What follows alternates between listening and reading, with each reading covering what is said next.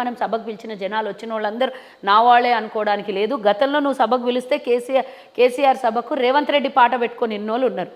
So ఇది ఒక అభిమానమో, పైసలు ఇచ్చినాక కొంతమంది రావడమో, కొంతమంది కార్యకర్తలు రావడమో అన్నీ ఉంటాయి. చాలా ఏళ్ల తర్వాత కేసీఆర్ కనబడ్డాడు. అట్లీస్ట్ ఇప్పుడన్నా మా కార్యకర్తల్ని చూస్తాడేమో, ఫామ్ హౌస్ల నుంచి బయటికి రాని కేసీఆర్ అట్లీస్ట్ ఇప్పుడన్నా చూస్తామని నమ్ముకొని ఉన్నోళ్ళు ఉంటారు కదా జెన్యున్గా. అంటే పార్టీ కార్యకర్తల్ని నేను తిట్టను, ఎందుకంటే ఏ పార్టీలు ఉన్నా కూడా వాళ్ళ పార్టీ ధర్మాన్ని పాటించుకొని వాళ్ళు పనిచేస్తారు. వాళ్ళకి అట్లీస్ట్ కేసీఆర్ ఏదన్నా సంకేతం ఇస్తాడేమో, ధైర్యంగా ఉండండి, అండగా ఉండండి, మేమున్నాము, అధైర్యపడొద్దు, ఏదాన్నైనా మేము ఎదుర్కొని మీ కార్యకర్తల్ని కాపాడుకుంటాము. కార్యకర్తలకు 25 ఏళ్లలో మేము చేసింది ఎంత ఉన్నదో తెలియదు, కానీ రేపు పొద్దున ఫ్యూచర్లో అయితే మేము మీ వెనకాలనే ఉంటాము, మీరు మా వెంబడే ఉండండి అని ఏదైనా మంచి సంకేతం ఇస్తారేమో అనుకున్నాం. ఆ సంకేతాన్ని పక్కకు పెట్టిండు. 25 ఏళ్లలో వాళ్ళు ఏం చేసిండ్రో అభివృద్ధి గురించి మాట్లాడలేదు.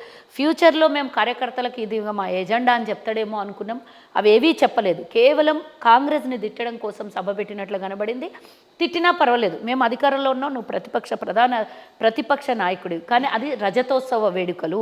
మీ పార్టీ గురించి, మీ పార్టీ ఎజెండా గురించే మాట్లాడాలి. కొంచెం మమ్మల్ని తిట్టినా పర్వాలేదు, 85% మమ్మల్ని తిట్టడం కోసమే సరిపోయింది. ఏది ఏమైనా నువ్వు తిట్టిన దానికి జవాబు చెప్తాము, కానీ నీకు ప్రతిపక్ష హోదా ఏ విధంగా ఉందో ఆ విధంగా గౌరవించడానికి మేము రెడీగా ఉన్నా కూడా నువ్వు అసెంబ్లీకి రాలేవు కదా.